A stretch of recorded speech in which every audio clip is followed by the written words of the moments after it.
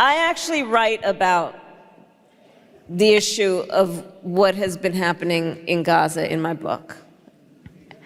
And I will tell you, a lot of what this process has been for me has been about reflection. Look, we should have done more as an administration. We should have done more.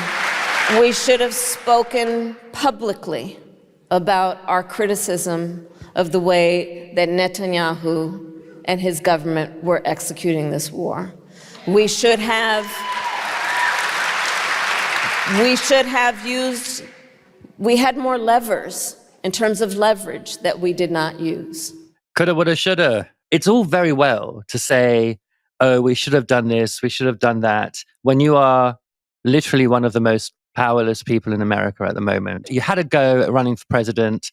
You lost all your political capital as a result because you couldn't, during that campaign, say anything yourself critical of what was happening in Palestine. And, you know, that's the thing that Democrats sort of just many refused to vote, or people who would have voted for her were just like, I'm not going to vote, because Kamala Harris could not make a statement about Gaza while she was running for president.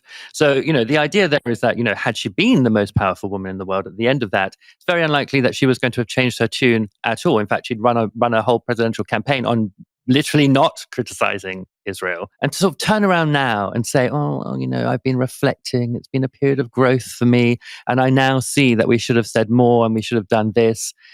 You know, Crimea River, they knew exactly what was happening in Gaza, that a genocide was happening, ethnic cleansing was happening, mass displacement was happening, crimes against humanity were happening.